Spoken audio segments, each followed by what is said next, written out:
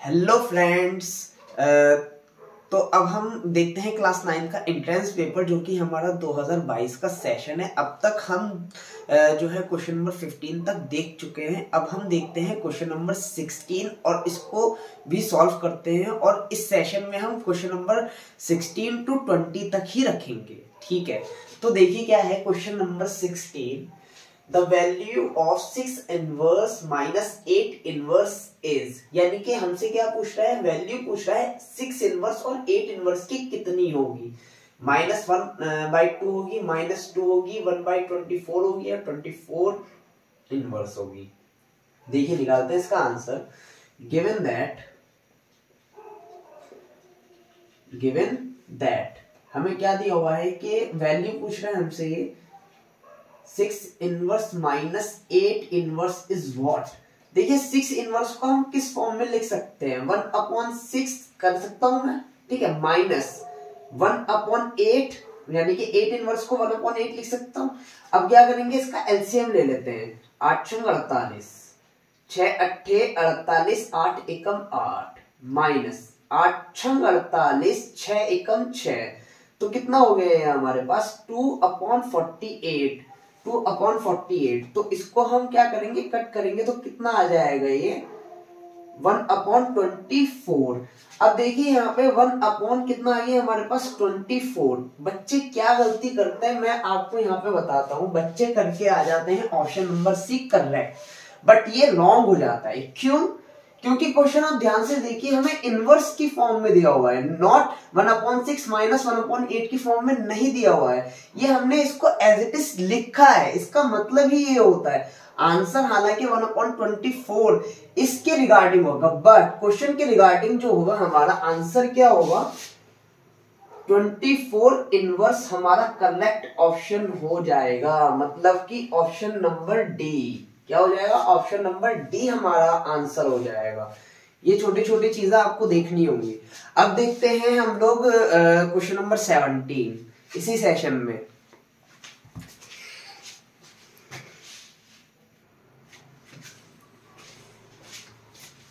So next question देखते हैं हम। क्वेश्चन नंबर 17 क्या है, देखिए।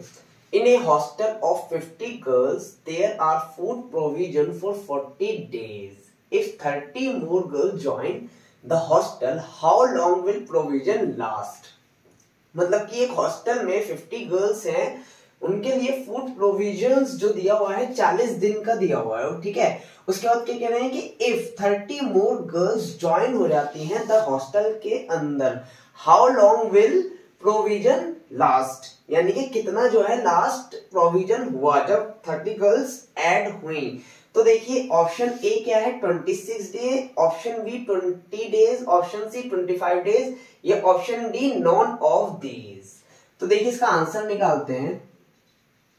Answer in a hostel given that कर लीजिए, ओके, गिवन दैट लिख लीजिएगा, उसके बाद ये लिखिएगा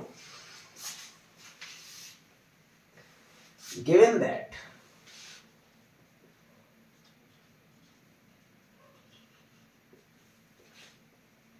in a hostel of 50 girls, the food available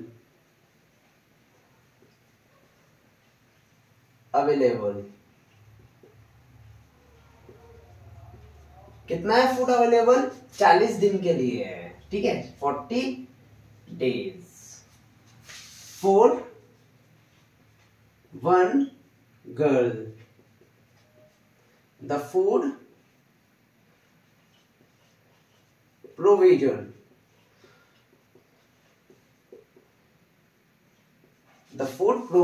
कितना है हमारे पास, देखिए 50 को हम मल्टीप्लाई कर देंगे 40 से, तो एक दिन का निकल करके आ जाएगा। तो कितना हो गया ये हमारे पास 2000 days.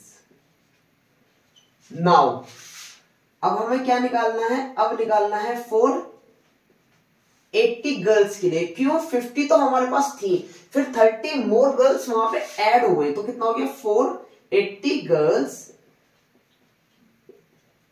The food provision, the food provision कितना हो जाएगा, देखिए 2000 डिवाइडेड बाई 80। जब हम इसको डिवाइड करेंगे तो कितना आ जाएगा, ये 200 डिवाइडेड बाई 80। जब हम इसे डिवाइड करेंगे तो कितना आ जाएगा, 25 days. This is our correct answer, यानी कि 25 डेज जो है हमारा करेक्ट ऑप्शन यानी कि सी हो जाएगा। होपफुली ये क्वेश्चन भी समझ में आ गया होगा। अब देखते हैं क्वेश्चन नंबर 18, आप लोग बने रहिएगा।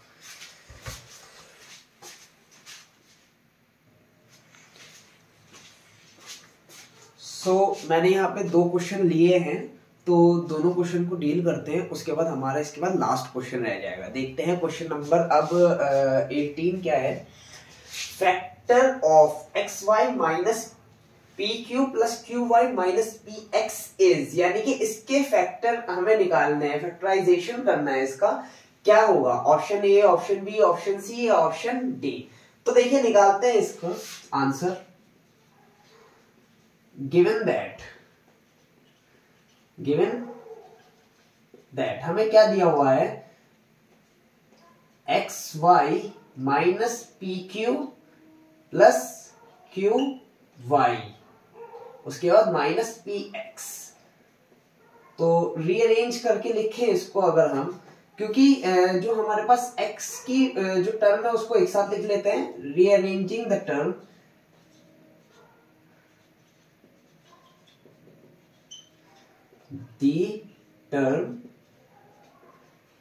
ठीक है, रीअरेंजिंग द टर्म। तो एक्स वाई, उसके बाद minus p x minus p q plus q y. ऐसा मैंने क्यों किया, देखिए ऐसा इसलिए किया क्योंकि यहाँ पे x की ये सिमिलर टर्म हो गई, यहाँ पे ये q की ये सिमिलर टर्म हो गई। इसके अंदर से हम कॉमन निकाल सकते हैं, तो इसके अंदर से हम कॉमन क्या निकाल सकते हैं, देखिए x क्या निकाल सकते हैं यहां से x, तो यहां क्या रह गया y माइनस p, ठीक है। उसके बाद यहां से क्या निकाल सकते हैं हम, माइनस ऑफ q निकाल सकते हैं। तो p माइनस ऑफ क्यू निकाला तो यहां से p रहेगी, ये हो जाएगा हमारे पास माइनस ऑफ y।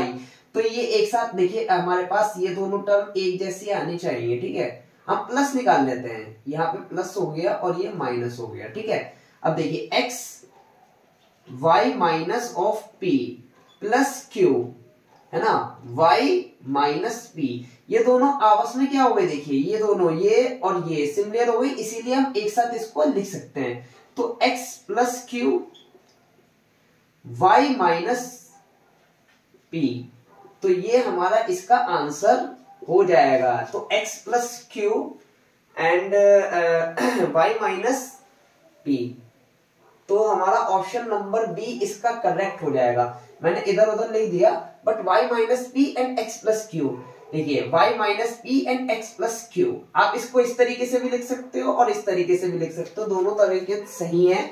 या तो उसको उधर कर दीजिए इधर कर दीजिए, उससे क्या फर्क पड़ता है, कुछ नहीं। अब देखिए हमारे पास एक क्वेश्चन, लास्ट क्वेश्चन है, देखिए इसी सेशन में देखिए क्या है, द पॉइंट -4 - 3 मीन्स, इसका मतलब क्या हुआ, देखिए ये जो है हमारा किसको रिप्रेजेंट करता है, x को, और ये जो है हमारा किसको रिप्रेजेंट करता है, y को। तो इसका ऑप्शन क्या हो जाएगा, ऑप्शन नंबर ए, यानी कि x बराबर -4 एंड y बराबर -3, इसका करेक्ट आंसर आ जाएगा। अब देखते हैं इसका लास्ट क्वेश्चन जो कि है हमारा क्वेश्चन नंबर 20 इस सेशन का क्या है, इसी वीडियो में बने रहिए आप लोग।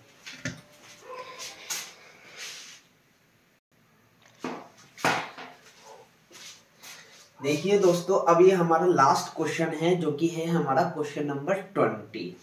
बहुत ही अच्छा क्वेश्चन लगा मुझे ये वाला। देखिए क्या है, इफ ए बी इंटू 6 बराबर triple b then the value of a and b is, यानी कि जो है हमें दे रखा है इसने ए बी इंटू 6 बराबर triple b, then the value of a and b क्या होंगी, option A, option B, option C या ऑप्शन डी। देखिए निकालते हैं इसको।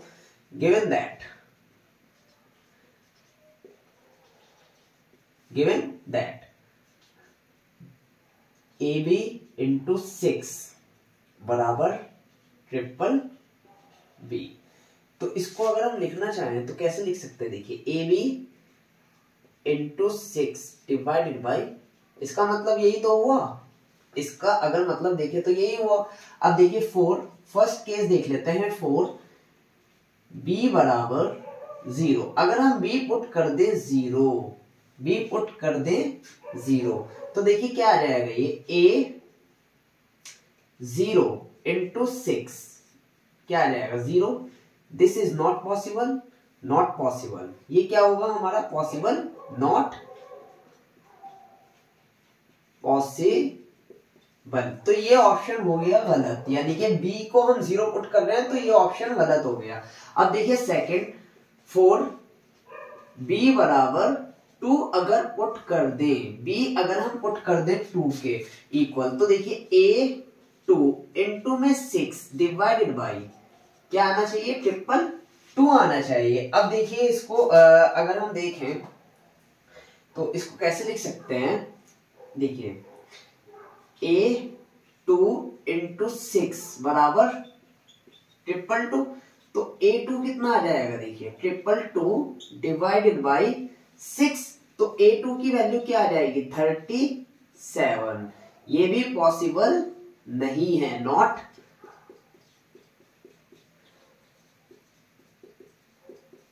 पॉसिबल। अब देखते हैं हम, अब देखते हैं थर्ड केस, ठीक है, अब देखते हैं हम लोग थर्ड केस जो कि क्या है 4, अब देखते हैं 4, अब b is equals to 4 put करके देखते हैं, क्या पुट करके देखते हैं, 4 पुट करके देखते हैं आंसर आता है या नहीं आता है।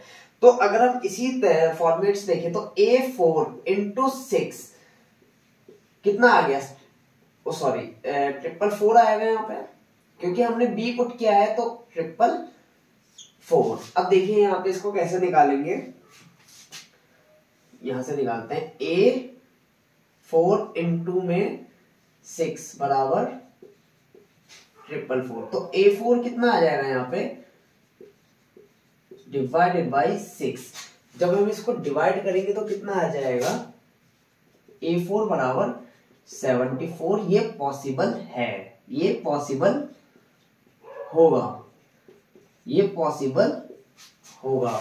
तो यहाँ पे जो A की वैल्यू आई है वो कितनी आई है 7, और B की हम वैल्यू पुट कर चुके हैं कितनी है 4, तो इसमें जो करेक्ट ऑप्शन होगा हमारा A बराबर 7 और B बराबर 4 कहीं दिखाई दे रहा है, हाँ ऑप्शन नंबर A इसका करेक्ट आंसर होगा। तो ये हमारे थे कुछ क्वेश्चंस एंट्रेंस पेपर के 20 तक हमने देख लिए हैं। अगर आपको वीडियो अच्छी लगी हो तो प्लीज इसे लाइक करिएगा, शेयर करिएगा और कमेंट करना भी जरूरी है अगर आपको कुछ समझ में नहीं आया है तो अब मिलते हैं आपसे नेक्स्ट वीडियो में नेक्स्ट क्वेश्चंस के साथ, जब तक के लिए थैंक यू सो मच।